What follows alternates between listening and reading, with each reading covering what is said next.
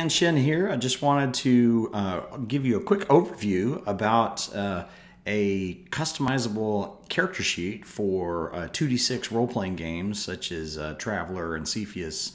I have a homebrew version of the 2d6 system I call Imperium, and I've created a customizable character sheet that's got some interesting features. So it is a Traveler is a great system and for all kinds of settings. If you want to do something besides the normal galactic sci-fi, you just lower down the tech level. You can play Western, modern, all sorts of settings. So that's why I created this character sheet. So if you go to dicehaven.com, my website, there is a downloads link, and on the downloads link there's all sorts of interesting downloads, but the one I'm going to talk about today is the Imperium customizable character sheet. So you just hit download now. You'll get a zip file.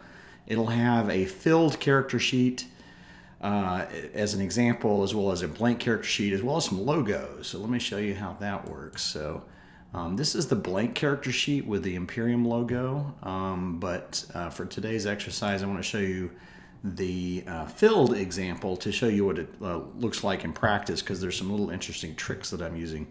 As you fill out the character sheet, one of the things you'll notice is the skills doesn't have a giant list of all the skills that are available, and so you just type in the skills that you have.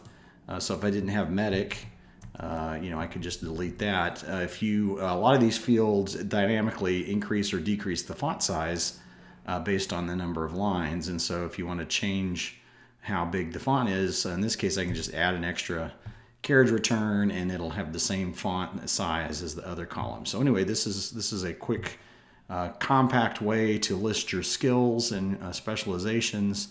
Another thing that I want to point out, if you have a setting besides the Imperium that you want to use, you can change the logo. So you just click on the logo here, and you could clear the image, in which case it would be blank. Let's just do that just for grins. But normally that's not what you want to do. Normally what you want to do if you're changing this is you're going to pick another image. And so I have some other example images that you'll see in the download. And so Alliance, this would be perhaps if you're doing like a Firefly game, something of that nature. All you have to do is click on it and pick any image you want, and you can replace the logo. If you do a new logo, I recommend a size of, let's see, let me find the dimensions here, 720 pixels wide by 130 pixels tall is going to give you your best resolution and look correct. And I also recommend that you do a right justified logo if you're doing a custom logo. But I've got a few there that you can use if this would be like if you're doing a Star Trek or Galaxy Quest or Orville type game. Perhaps you could use the logo Federation. In any case, I find this a handy universal character sheet to use for all sorts of settings.